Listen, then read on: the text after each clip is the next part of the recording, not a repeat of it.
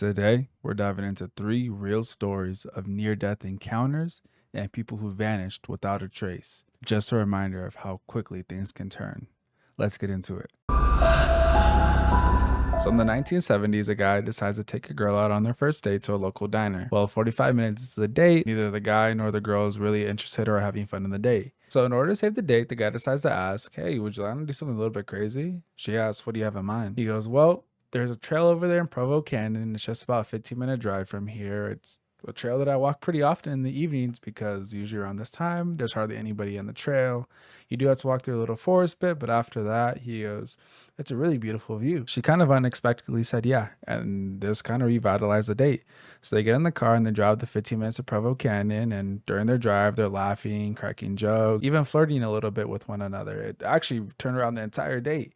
Well, once they get there, they get off and they start walking the trail. And the trail's a pretty well known trail because it's been paved with people walking. Like it's not some off the end trail. And as they're walking into it, they start to enter the forest portion of this trail. Well, as they enter the woods, they start getting this like uneasy feeling. The guy would later on describe this feeling as somebody's watching them. But since neither of them really built the rapport to feel comfortable with one another to discuss these kind of like sensitive feelings, they just ignored it. The guy tried to make light of it, try to like have some conversations, but as they got deeper into these woods, that feeling of uneasiness and uncomfortableness started to grow. They start to hear this like rustling sound and they're both a little bit scared. So at this point, they start walking a little bit faster. And while the girl's walking, she all of a sudden notices that she doesn't hear the footsteps of the guy behind her anymore. She stops, turns around, and the guy's frozen. The reason why the guy's frozen is because soon after hearing the rustling sound, he walked, took a step, and he actually stepped on something that felt kind of soft and squishy, he said. Instinctively, they looked at each other, didn't say a word, didn't look anywhere else, turned straight back around and started running back. Well, once they get into the car, they describe how comfortable they felt and they started joking about it, and eventually they actually got married and ended up being a couple together. So 10 years later, they're in the living room sitting on the couch watching a special of this journalist interviewing a notorious serial killer. This journalist then asks, "Was there ever a time you were ever caught?" And he says, "Actually, there was this one time where I was almost caught by this young couple. So I was in Provo Canyon and this young couple was walking when actually the guy stepped on the body of a girl I just killed. I was there hiding in the bushes only a couple feet away, ready to strike if you look down. But for some odd reason, neither the girl nor the guy decided to look down. They looked at each other, turned straight back, and ran. That was actually the only time I was ever close to being caught." Well, that notorious serial killer ended up being Ted Bundy. So that couple was inches away from essentially being part of the long string of murders of Ted Bundy. In 2004, Mitch, a senior at Louisiana University, was a typical college student, attending parties, going to classes, and had a huge crush on this girl named Kayla. Well, finally, after months of crushing on her from afar, he actually was able to take her on a date.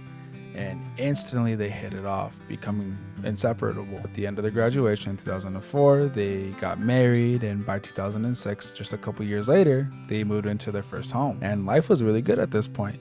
Mitch and Caleb always made it a point to go on date nights regularly and make each other a priority despite their busy schedules with work. In 2007, just a year later, they welcomed their first child, a baby girl, and they were overjoyed. In 2009, they welcomed home their second kid, a baby boy, and at this point, life couldn't have been better for either of them. They had both progressed in their careers, making really good money, enjoying life, and still going on regular dates since they made it a priority. One afternoon, Kayla decides to take the kids to her parents' house while Mitch decided to stay behind to watch the afternoon football game. And while watching the football games, he notices a red lamp in the corner, which he's seen hundreds of times, but this time it was a little blurry. And Mitch, a little perplexed, rubs his eyes, looks around the room, and everything's in focus except for that red lamp. But Mitch decides to do the guy thing and just ignore it and continues to watch his football game. So once the football game's over, Mitch looks back over at the lamp, and still the lamp is the only thing in the room that's blurry. So at this point, Mitch is completely puzzled, so then he walks face to face with this lamp and even touches it, and it's still blurry. He begins to really stare at it, but soon after, the door starts to jingle and his wife and his kids come home, and he quickly snaps out of it. And he embraces them and says hi, but nobody else says anything about the lamp or notices it because to them, the lamp's completely normal. But during the night, he wasn't able to sleep. The thought of the lamp being blurry really kept him up to the point to where he got up in the middle of the night once his wife was sound asleep and went to the living room and sat on the couch and stared at this lamp. He stared at the lamp throughout the entire night. Kayla then wakes up and gets the kids ready, gets herself ready, and walks into the living room and notices that Mitch is on the couch. And confused, she asks what's wrong, and he goes, "Oh, I'm just not feeling well. I think I'm gonna call out of work today."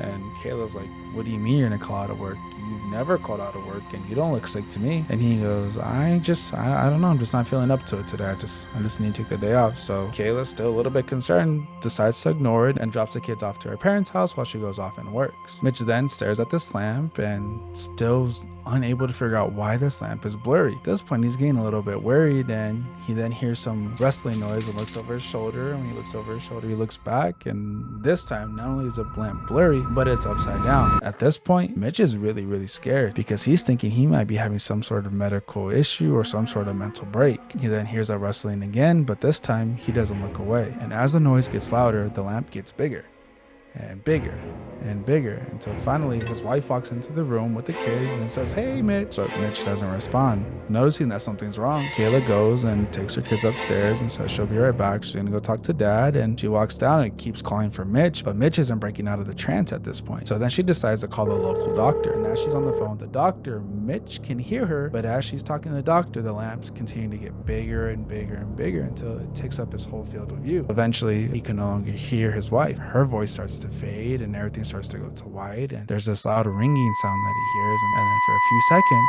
there's just nothing.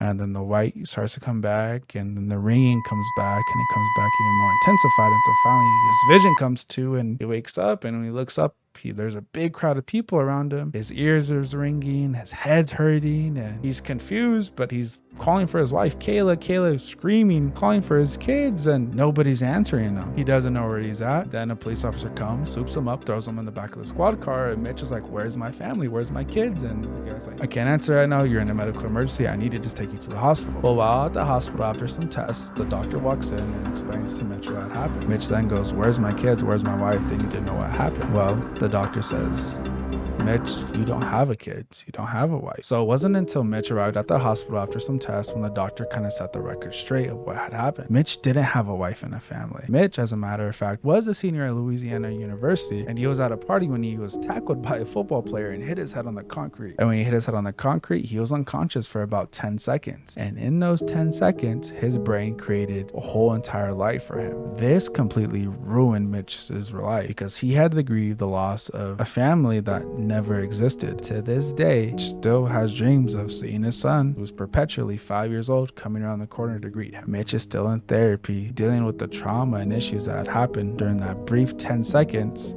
that he was unconscious.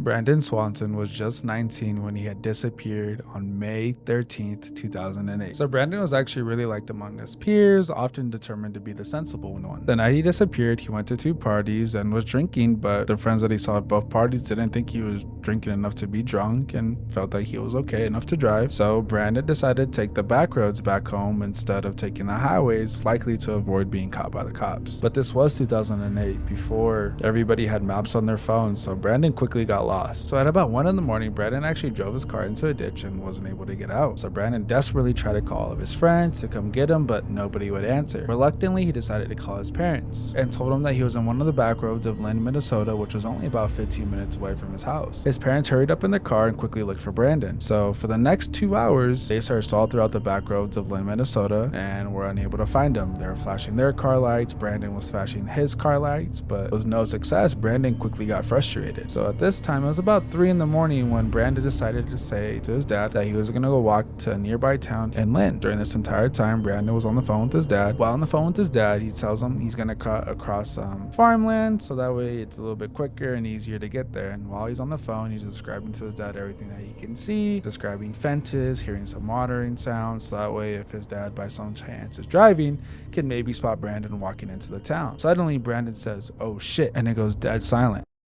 Brandon's dad's then calling for Brandon, saying his name because the phone didn't cut off, but it was dead silent. Brandon's dad could no longer hear anything. So then he says to hang up the phone and calls the phone, and the phone is ringing, but nobody's answering. At this point, it's about 6 a.m. and his parents decide to go talk to the police and tell him about the situation, and the police shrug him off, saying that it's pretty common for teenagers at his age to go ahead and leave home, but they said that wasn't like Brandon, saying that they were just on the phone with him moments before he said, "Oh shit," and wasn't able to get in contact with them. victim. It wasn't until 12 hours later that the police decided to take Brandon's parents seriously and send out a search. So they send out a team of helicopters and dogs to go look all over Lynn, Minnesota during the back roads where Brandon had said he was last at. Well, during this entire search, they weren't able to find Brandon or his car. So after much searching and no luck finding Brandon, they decided to pull his phone records. They ended up pinging Brandon's phone about 30 miles away from Lynn, Minnesota, in the completely opposite direction of where Brandon was at. This could have been an indicator that Brandon was more intoxicated than he or his friends realized. So then they searched over a 120-mile square radius of where his phone was pinged at and still weren't able to find Brandon. At this point, they had hundreds of volunteers, helicopters, and search dogs to find Brandon. They weren't able to find Brandon. However, they were able to find his car, and after some investigating, there were no signs of foul play or anything out of the usual at Brandon's car, except for the fact that he left behind his glasses, which was strange because Brandon was legally blind in one eye. And with it being 3 in the morning, it wouldn't make much sense for Brandon to go anywhere without his glasses when it's already hard enough to see. Eventually, a search dog picked up his scent near a river, which Brandon had mentioned on the phone just moments before he had cut out